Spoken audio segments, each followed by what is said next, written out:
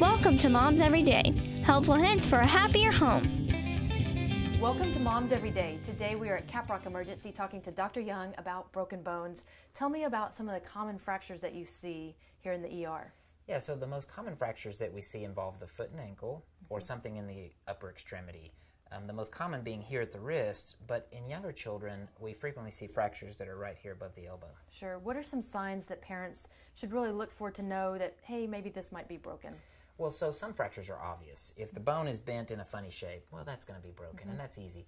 But there are a lot of other fractures that are more subtle, and so some of the signs of those would be severe swelling, bruising in the area, or if the child or the person refuses to use that part of the body. So if you've broken your foot or ankle, it's really hard to walk on it. So if you can't use that area, that's always a sign of alarm. Sure.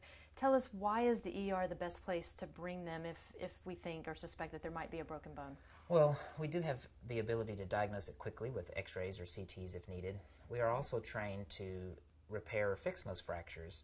And then finally, we have the ability to sedate and treat pain aggressively so that the experience of straightening the bone and putting the cast is not such a negative experience. Right. So much better to come here than versus say that you're a regular doctor. Generally, many of them are not set up to handle fractures in the same way that we are. Okay. And then, most of all, sometimes I think I've heard parents say, well, they weren't crying, so I didn't think it was broken, but really it sounds like they should look for those other signs. Sure, and if the child's not crying, maybe the fracture's not as severe and it's probably not as urgent, so you shouldn't feel bad, but it could still be broken. Sounds like we definitely need to bring them in. Sure. Get them checked out. Thank you, Dr. Young. If you'd like more information, you can go to momseveryday.com/PCS.